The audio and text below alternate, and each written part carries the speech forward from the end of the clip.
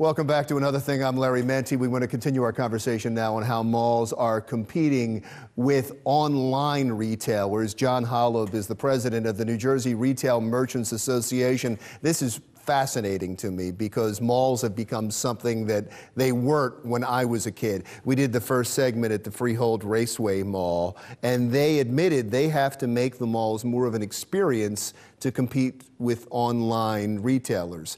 Is that happening across the country? Absolutely, and it's been a trend that we've seen for quite some time now. Obviously, with the increasing popularity of online, to get somebody to draw somebody into a bricks and mortar store, you need to offer something different. And you've seen, a few years ago, it was kind of offering higher end restaurants, not just the typical food court, a nicer restaurant for somebody to come into. And then other experiences, higher end movie theaters where you could eat and have a drink at. And everything from, there's a mall being built up in North Jersey that's going to have a water park in the mall. And obviously, with the more high tech, the millennials, they want some more interactive, high tech, virtual reality, artificial intelligence, things like that. That will really is where I think we're going with it. And it's going to really provide a whole experience to draw people in. A few weeks ago, we had Black Friday, and the numbers came out in Black Friday, and more people went online than ever before. They didn't need Cyber Monday or whatever the new one is. They didn't need that anymore. They were going online. How did the malls do in comparison? Actually, pretty well. I mean, they actually had more people come out than the previous year, so that's always encouraging. And from every indication, we're meeting, hopefully exceeding sales expectations in store. It's, and right now we really don't have to look, retailers are looking at the overall sales, and that includes online and in-store, purchases. So it's really— You don't differentiate? Not anymore. You really can't. You really can't. The top 25 largest internet retailers, of that top 25, 20 are traditional bricks and mortar stores. So it's really, and that's what I think retailers are trying really hard to provide this seamless transition between your phone, your tablet, and in-store experiences. You really want this seamless experience and just encourage somebody to purchase from it. It doesn't matter where they purchase it. I went to Macy's the other day, and when I walked in, there was a concierge there for online pickup if you wanted to order something and put it online. I went to Kohl's the other day, and they asked if I had my app so I could show all the coupons on my app, which I didn't have. So to your point, there is this integration. And I would imagine stores that don't do this either fall behind or disappear. To their own peril, yeah, absolutely. And it's really, stores in some respect have actually become our distribution centers. And because people want the product and they want it now. And so either they want same-day delivery or they want even quicker. They can order it and walk to the store, drive to the store and pick it up. So, and the retailers that aren't prepared to offer the product and in the manner that the consumer wants it is in big trouble. When we were at the Freehold Raceway Mall yesterday, the marketing director was quick to point out, as we just heard, that Amazon was in the mall. Mm-hmm. Yep. And that they need brick and mortar. Are you finding that? Absolutely, yeah. I mean, that's one of the more interesting things of how, when Amazon made an announcement that they were going to have, actual stores, a lot of people kind of stopped in their tracks and were surprised by that. But that just shows,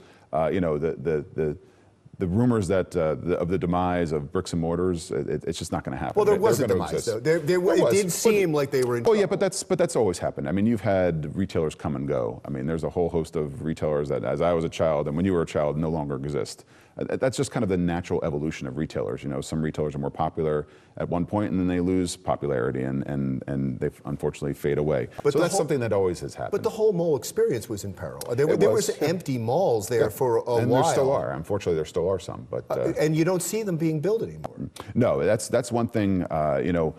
New Jersey is going to have a new enclosed mall up in North Jersey and Bergen County in the Meadowlands. That's going to be the first, from what I believe, is the first enclosed indoor mall we've had built in New Jersey in a long, long time. Really, the trend a few years ago was what we called these lifestyle centers. That's where we kind of transitioned away from the enclosed malls. And you've seen them all over the place. We talked about the Raceway down in Cherry Hill, where it's kind of several big boxes and a couple stores, smaller stores connected to that, but really spread out over a bigger area where you really have to get in your car and drive or walk through a whole little campus. Or also the town center concept There's several of those that have been built in New Jersey where you have commercial on the first floor and then residential above it. Talk about the new mall being built. Why would they do this? What's the concept behind that? It's got to be more than just a mall. Well, first of all, it's a little bit of a unique experience because it's been in the planning stages for over a decade now. It had a lot of stops and starts. The recession obviously put a major crunch into being able to build it. But the folks that own the Mall of America are now involved in it, and they're building it. It's going to be the largest retail development in the history of New Jersey. I mean, I believe the last price tag I saw at the end of the day, it's going to be over $5 billion.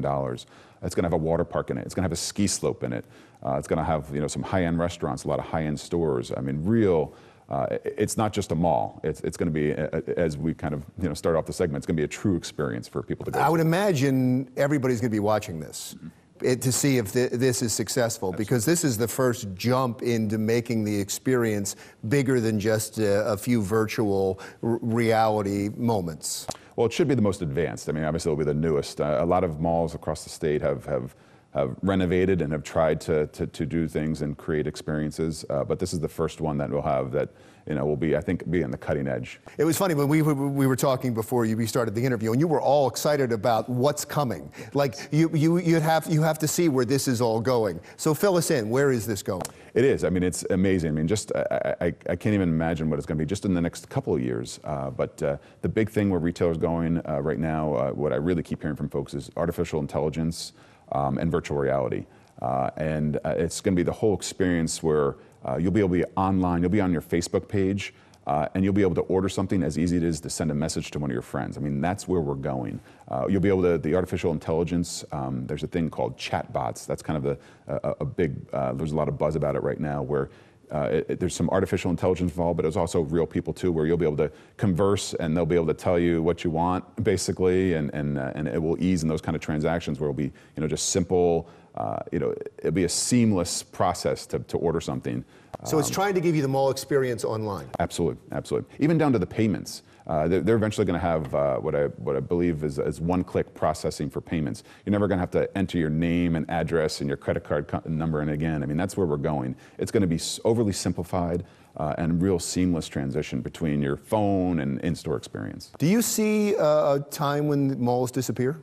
No, I don't believe so. No, I really think there will always be, I think, to some degree, a need for, some people are going to want to be able to try things on. Don't have to wait for it to arrive, try it in, and send it back if they're ordering online.